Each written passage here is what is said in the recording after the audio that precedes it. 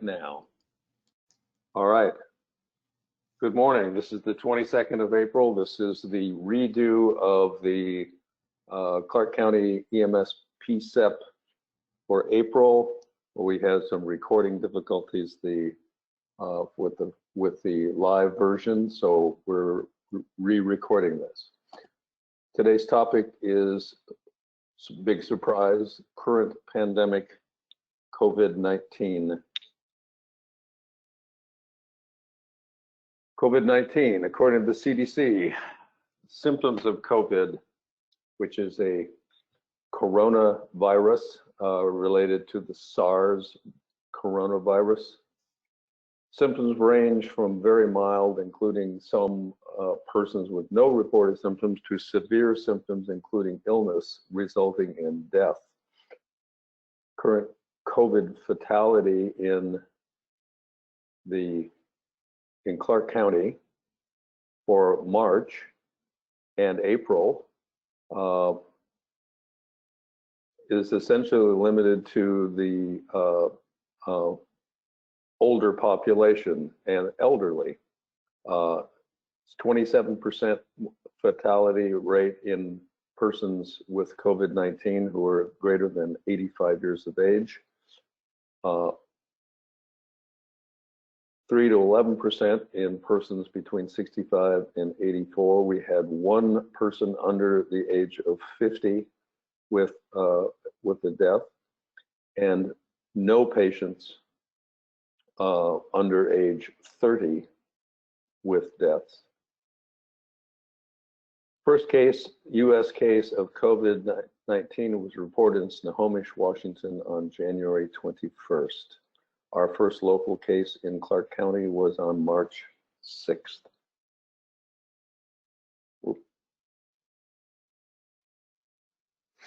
Risk of severe illness, of course, then is therefore in older adults with risk increasing by age. Children seem to be so far remarkably resistant to negative effects of COVID.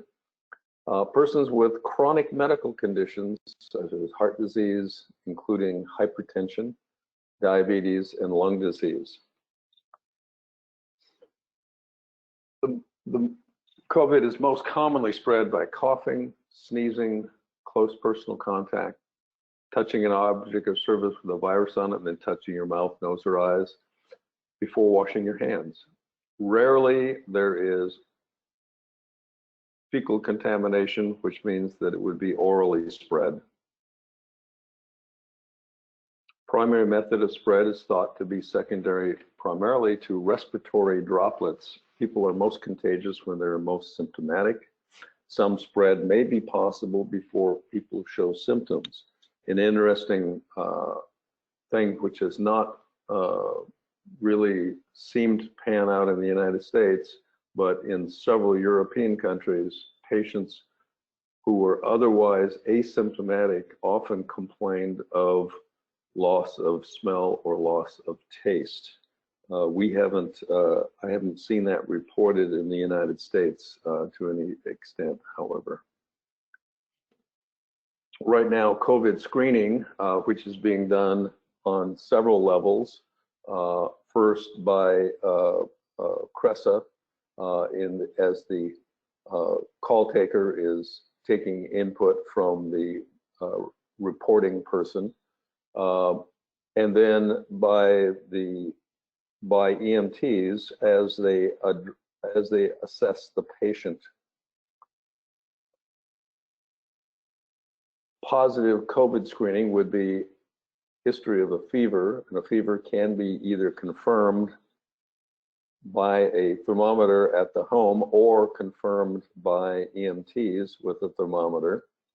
We would like a thermometer that is not an oral thermometer, or a subjective complaint of fever by the patient. If they tell you they're having chills and fever, believe it and call that a positive COVID screen. Also, if they complain of cough, nasal congestion, rhinorrhea, sore throat, shortness of breath, nausea or diarrhea, or if they've had a known COVID-19 contact in the last 14 days.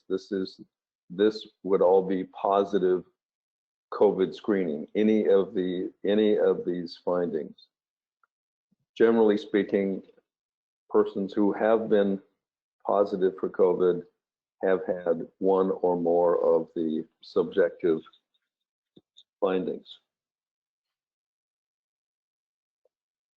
Now, however, because there are so many asymptomatic persons who ultimately test positive for COVID-19, assume that all patient contacts are potentially infected until you assess them. We will be requesting all patients, if possible, to, quote, come to us, meaning that CRESA will notify the patient who is called in with a complaint.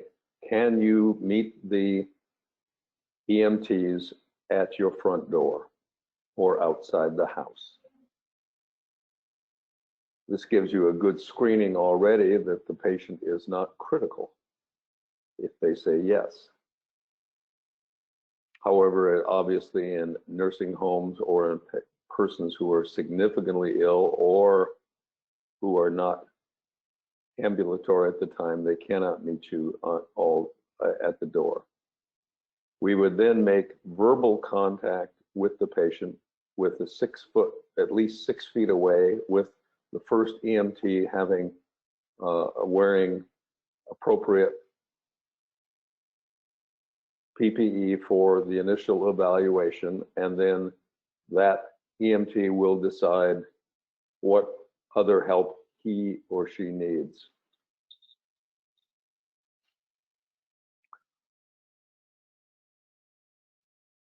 The Vancouver Fire headed up the concept of making scene operations into hot, warm, and cold zones, similar to staging.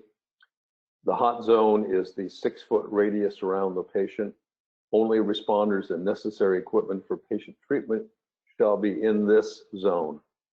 PPE in the zone includes an N95 mask at a minimum, gown, or a rain suit alternative.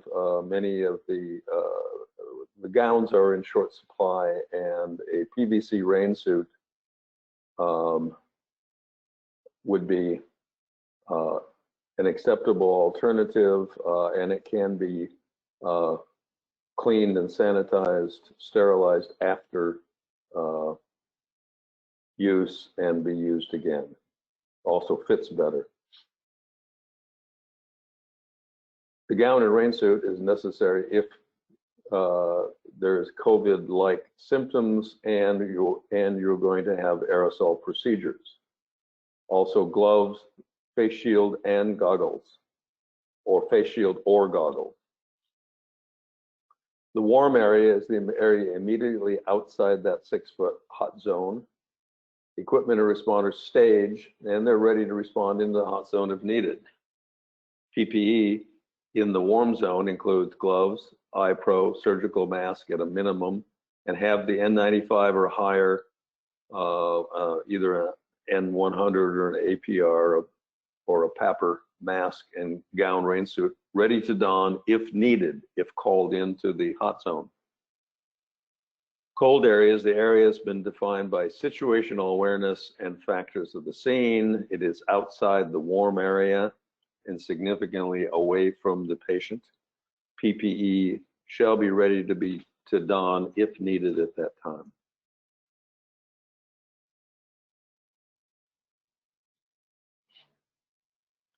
Now, treatment of a patient if you're called and you made your initial evaluation, or you're about to make your initial evaluation of the patient. For the emergent or unstable patient, treat without delay as soon as PPE is donned. The first in fire or EMS member in PPE initiates resuscitation until the rest of the team has donned their PPE. Essentially, if you were called hot to a presumed cardiac arrest, you would have your PPE on as you entered the room. Appropriate PPE in the for the emergent or unstable patient is gloves. Remember to change to a new pair if you tear the gloves or if they're heavily contaminated. A gown or rain suit alternative, eye protection, goggles or reusable disposable face shield covering front and side of face, and N95, N100, APR powered or PAPR is required for aerosol generating procedures. The aerosol generating procedures are intubation, med-neb, BVM, and CPR. Now, for a stable patient, the stable patient would be a less emergent dispatch and would have one provider enter to evaluate. If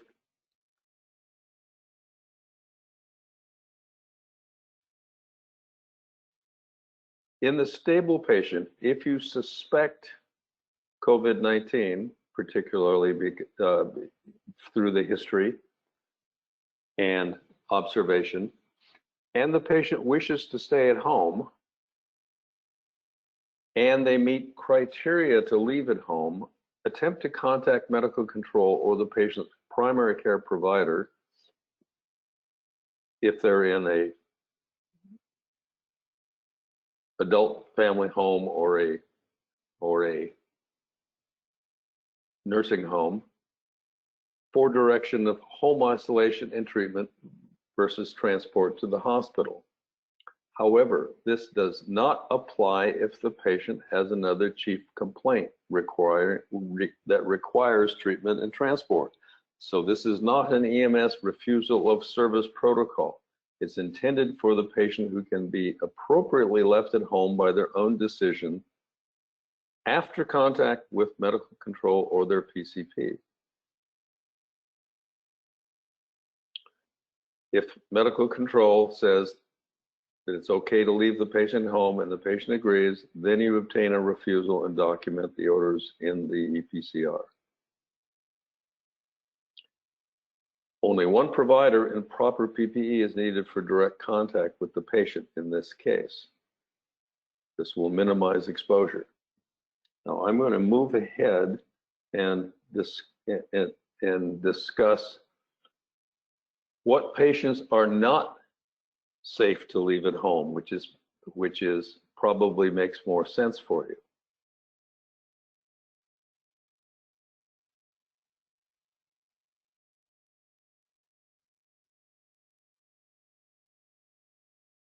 So the algorithm for non-transport would apply, and it has basically, it'll tell you what patients are safe to leave at home or probably safe to leave at home and which are not, even if you think they're COVID-19 positive.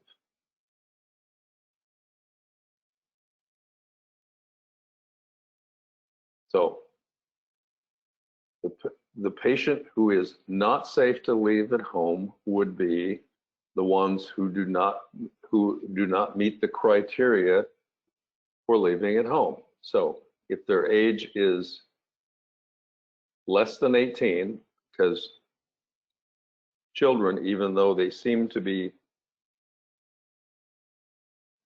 relatively safe with COVID-19, children who would have symptoms enough to make their parent call the call 911 likely has an underlying problem or something that needs to be evaluated, such as asthma, etc. And any patient who is over the age of 60. those patients should be transported without question. Vital signs, respiratory rate should be 10 or less, or 10 or more, or less than 20. Heart rate should be less than 100. Blood pressure should be, systolic blood pressure should be greater than 110. SaO2 should be 94 or better.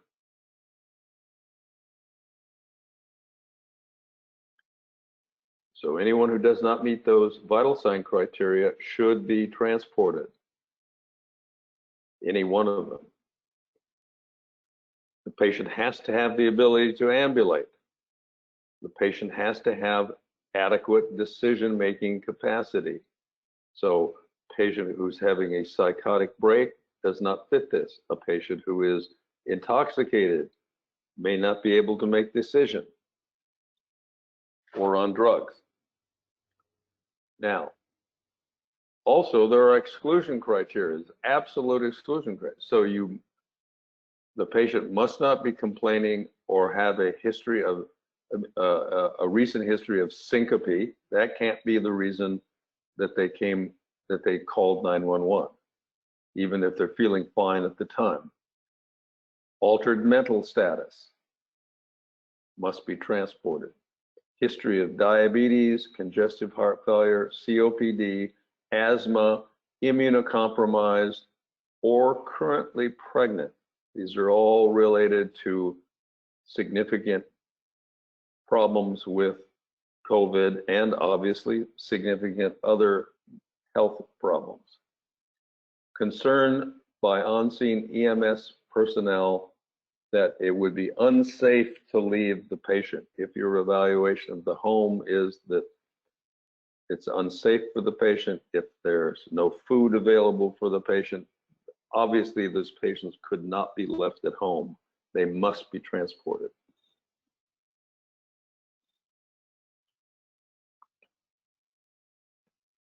So your procedure would be complete your assessment. This can be done by for the ambulatory patient, it can be done by one person. Discuss with the patient or the decision maker. Will have a script available for you.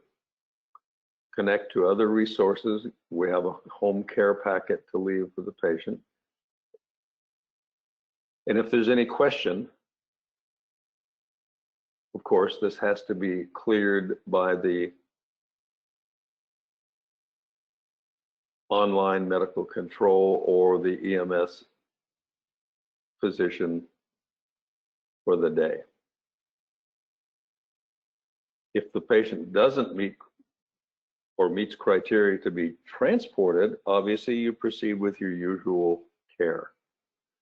Now there's a nice little algorithm which you can use as a checklist, which will have you, and it is also good to show the patient after if they meet the criteria to stay at home and they want to stay at home, then they can do that. If they don't meet the criteria, you have a reason to show them, says you do not meet, I cannot leave you at home because it's not safe because of this and this and this. And then you can give this to, we can use this also when you talk to medical control to explain what you're doing. Now, there's one separate piece to this, and that's if you're at primarily care facilities, or even at a home situation where the patient has a post form that is indicating comfort measures only, no resuscitation, nothing else, and you think they have COVID, then you would complete your assessment as before and discuss with the patient or decision maker whether or not to leave at home or to stay, because with the post form under comfort measures clearly says the patient does not want transport to a hospital. So unless the patient or decision maker is changing their status, they would not be transported. Similarly, if they simply presented with a cardiac arrest, and you had comfort measures only, you wouldn't do a resuscitation, and you certainly wouldn't transport them to the hospital.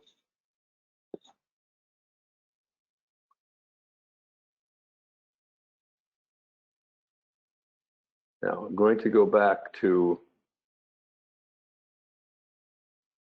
so stable patient, when you're evaluating the stable patient and determining whether or not they should be indeed transported to the hospital, one of the issues we've been having over the last 3 weeks is that patients with significant medical problems are declining transport to the hospital because they fear going to a hospital might expose them to COVID and they would get COVID-19. This has had some significantly detrimental effects on several patients who've had STEMIs, patients who have had stroke in progress, all things that we might have done significant improvement for them had they been transported to the hospital and treated, and now they face uncertain survival because of their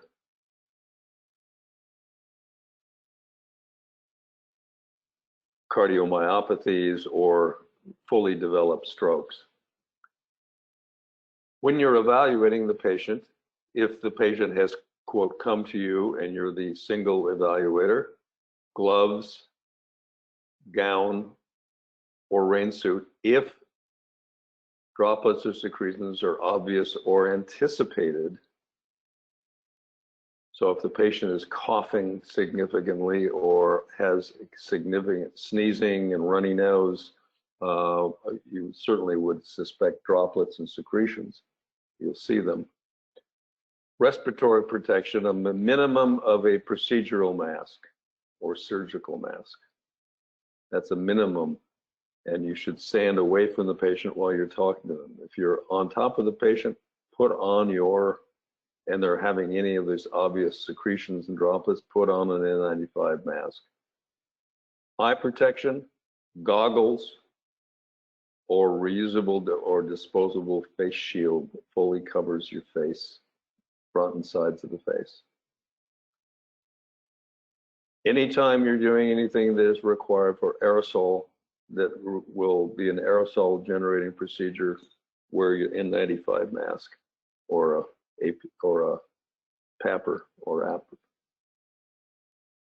Patient assessment and treatment, interview patient, if preferably at least 6 feet away. Put a surgical mask over your non-rebreathing mask when O2 is required on all patients with symptoms. Now, generally speaking, non-rebreather mask with up to 6 liters of flow is not considered to be significantly aerosol producing. However, the face mask needs a surgical mask could be put over the non-rebreather, and that'll stop any of your any secretions or droplets effectively. Also goes over a nasal cannula if you have a nasal cannula on a patient. If you keep your nasal cannula to under 6 liters of flow, this is also minimally aerosol generating. If at all possible, we're trying to avoid aerosol generating procedures such as nebulizer, CPAP. If it is necessary to use the CPAP, discontinue the CPAP outside the emergency department and deliver it to the room on high flow O2 by a non-rebreathing mask. On a BVM, use a HEPA filter. We have a workaround to provide HEPA filters. There are more commercially available HEPA filters coming into the county at all times. The nice thing about some of the commercial ones is that they will also fit over the exhalation port of a MedNeb nebulizer. So that would allow us to use the nebulizer more freely. Suctioning is a aerosol generating procedure. You need to have a HEPA filter on the exhaust port of the suction device. Endotracheal intubation is aerosol producing. However, I want you to remember that if the patient is paralyzed or otherwise not breathing, and you're not doing any positive pressure ventilation at that moment, that is not aerosol generating. So intubation should be done preferably while the patient is paralyzed or in a cardiac arrest with no CPR going on. Examination of the oropharynx, as it often produces a cough or a gag and a cough,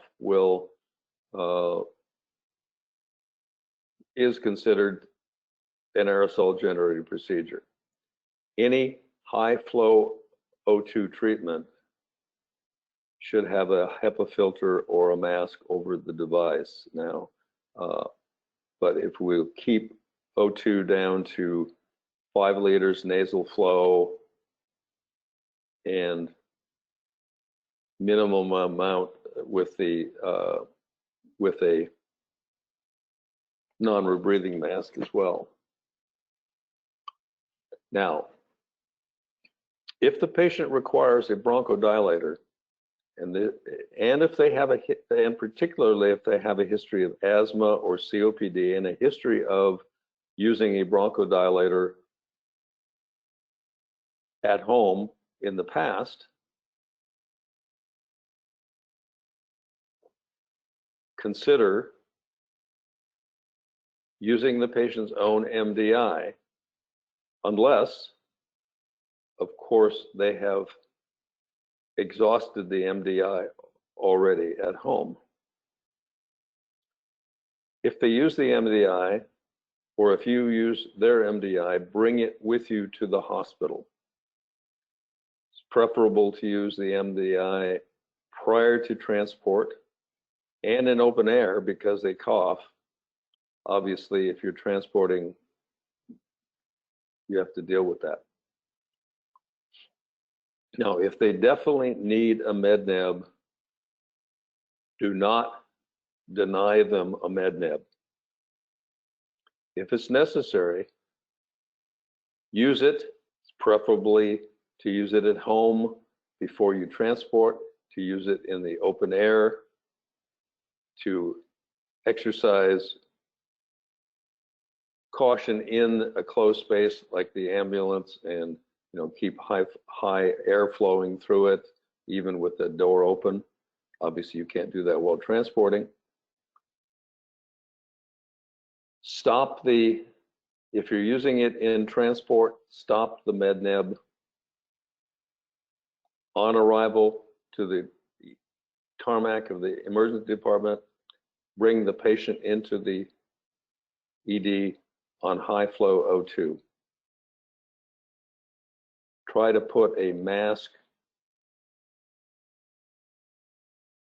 over the exhalation port.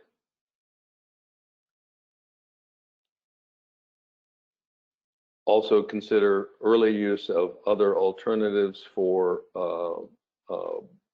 bronchospastic conditions. In other words, consider early use of IV epinephrine drip.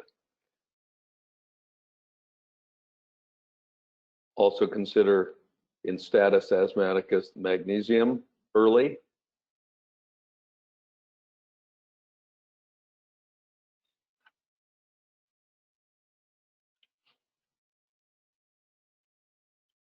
If the patient requires airway support, first line is a BVM with proper seal and an inline HEPA filter. And this is where it'll take at least 2 people to make a proper seal. 1 person to make the seal, the other person to have the BVM work. The inline HEPA filter should, in this case, because this would be maximum PPE for you, because this will be an aerosol generating procedure. If intubation is required, you should have maximum PPE on, minimize the number of providers in the immediate area if possible, best ventilation available. In order to get, you may not be able to get the person's SpO2 up to normal or up to acceptable range with just a BVM, and the patient may have to be rapidly intubated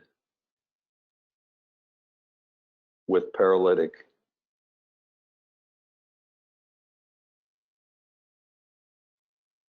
For apneic oxygenation, in this case, as the patient becomes paralyzed, keep high flow going through the non-rebreather, the BVM mask with a proper seal.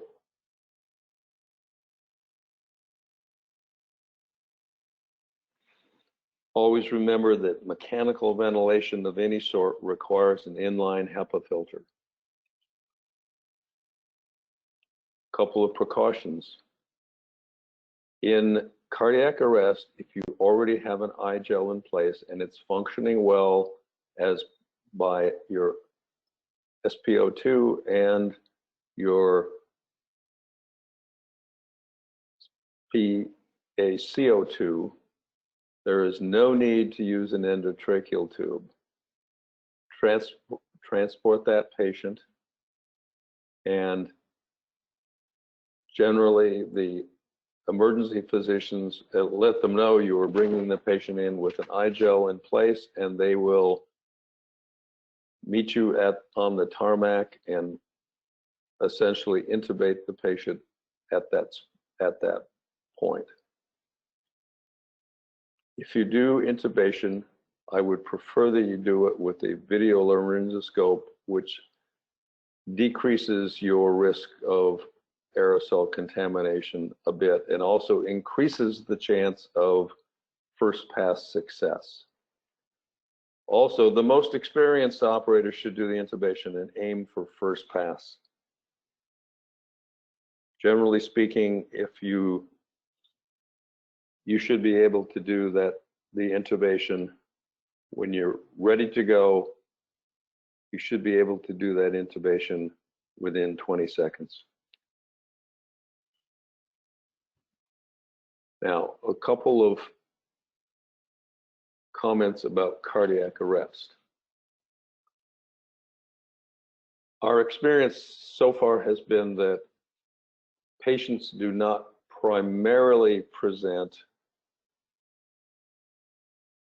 in cardiac arrest from COVID-19. They will have a history of respiratory infection, fever, not feeling well, coughing, major flu symptoms, aches and pains for several days before they would develop cardiac symptoms based on COVID.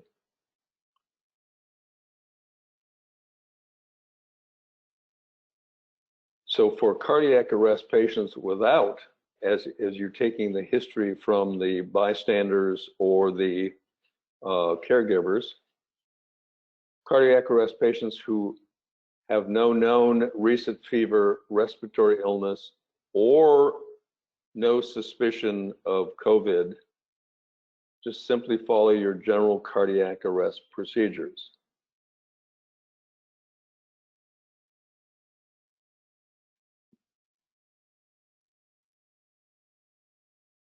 So if you suspect that the patient has, based on the history, that the patient in cardiac arrest has a likelihood of COVID with respiratory illness, fever, etc., or if you don't have anyone to give history, then simply assume this is COVID.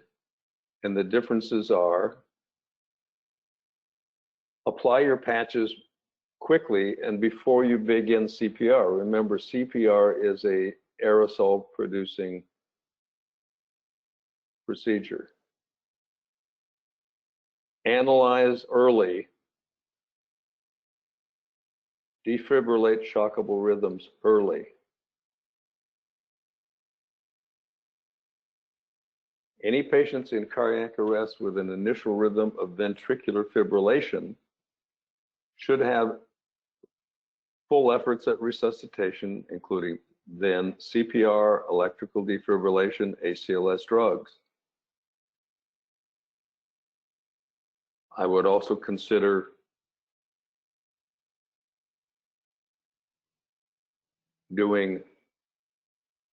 I would weigh the likelihood of being able to do a very rapid intubation versus using your I-gel. Now, we might consider earlier termination of effort after 15 to 20 minutes, but this is only but then this would be medical control consult.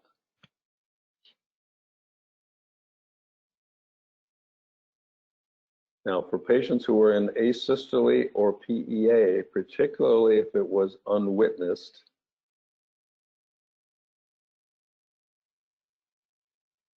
I would definitely consider early termination of effort in the suspected COVID patient at about 15 minutes, and I would call medical control for concurrence.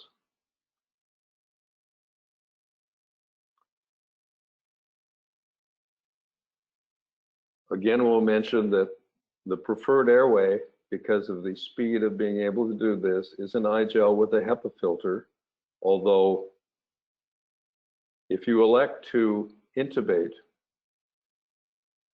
stop CPR while intubating. Now with the I-gel, we'd like you to plug the gastric decompression port with a HEPA, with a Gulf T works well for that. Limit the number of personnel in your hot zone. So this will be a modified pit crew. There's no ROSC. In 15 minutes, contact medical control for possible termination. Patients in continuous cardiac arrest will not be transported. So if you do not get ROSC, you won't transport them even if you have a Lucas device on them. You want to terminate that resuscitation on scene. If the patient gains ROSC, which is a palpable pulse and a systolic blood pressure greater than 60 for about 10 minutes, so we will not, and this is our current orders for ROSC in any patient, is that we stabilize the patient as much as possible at the scene. So over the taking about 5 to 10 minutes before we load them to the ambulance. During that time, we can give them a pressor support for low blood pressure. We can adjust their ventilations and adjust their oxygen to keep them from getting hyperoxygenated. And patients will, if they're going to rearrest, the most common time of rearresting is in that first 5 to 10 minute period after the initial ROSC. Now, if you are transporting the patient and they rearrest and they're on a Lucas device, simply turn it back on. Otherwise, you have to stop and attempt to, you probably need more help to continue the transport.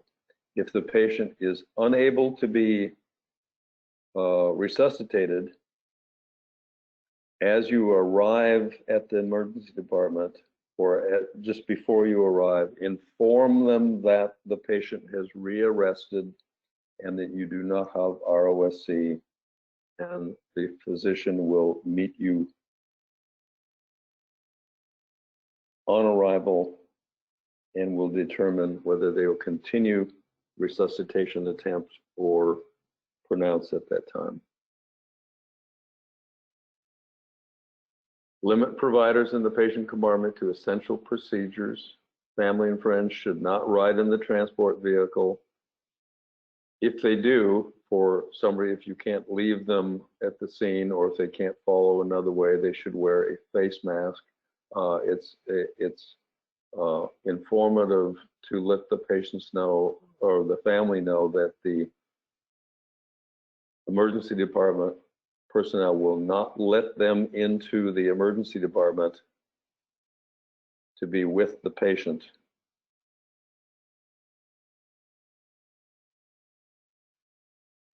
Isolate the driver from the patient compartment if possible and keep pass-through doors and windows shut. Open the outside air vents in the driver's area and turn on the rear exhaust fans. So essentially, cardiac arrest proceeds as is usual with only a couple of minor caveats, minor changes.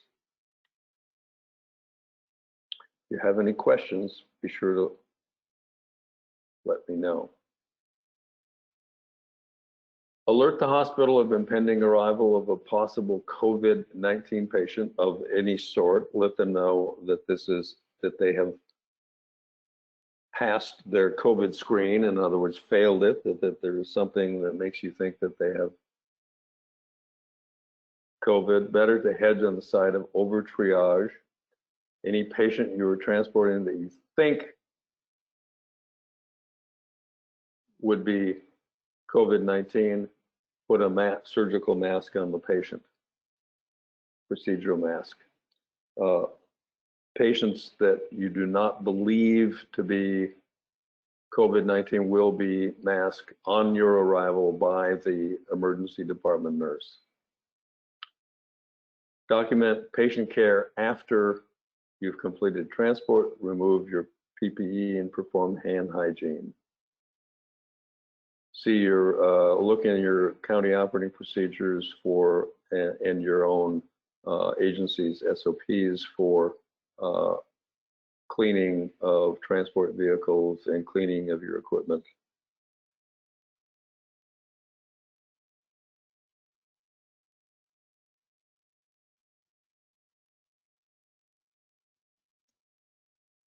So this is essentially the end of this session. I think Dr. Mocht will add a bit too, because he needs to he needs to re-record his portion from last week as well. If you have any questions or concerns, just contact my office via email. We're doing the same social isolation that you all are doing.